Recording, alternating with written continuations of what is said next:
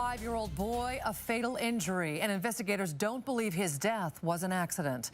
Good evening. Thanks for joining us tonight. I'm Nadine Woodward. Little Gary Blanton was airlifted from Chattaroy to Spokane Sacred Heart Medical Center April 17th. Bruises covered most of his body, and he had a skull fracture and brain injury. A day later, he was dead. And what started as a report of an accident, well, now detectives are investigating this case as a homicide. KXY4's Allie Norton working for you. She has new information tonight. Allie, we now know who was taking care of this little boy.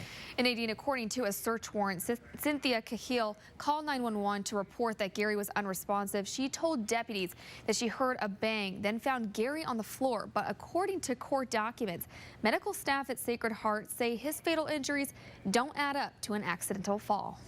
This Chattaroy house is where 5-year-old Gary Blanton III and his two siblings made their new home. Both of his parents died, which left the 3 children in the care of their aunt and uncle. What happened inside this home on the night of April 16th, now the subject of a criminal investigation. According to court documents, Cynthia Cahill heard a bang come from the boy's bedroom, followed by crying. When she went to check on him, she found the boy laying on the ground in between his bed and his sibling's crib. Cahill told deputies that she checked him for injuries but didn't see anything, so she gave him Motrin and put him back to bed. According to court documents, when Cahill returned the next morning, he wasn't responsive. His bed was wet, and his eyes, one pupil large and the other small.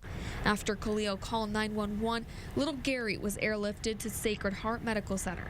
According to court documents, the injuries that medical staff found likely not accidental. Skull fracture and brain injury. On top of that, bruises on his elbow, hip, buttocks, inside of the ear, shoulder, hand, and leg. And it's not the first time his injuries have raised concern. A teacher at Chattaroy Elementary reported 2 incidents of possible assault to CPS. The week before his death, his teacher said Gary complained his head hurt and said, "Mommy punched me," and then pointed to his forehead. Court documents show an autopsy revealed Gary's injury was most likely caused by a hard, flat object, not consistent with a fall.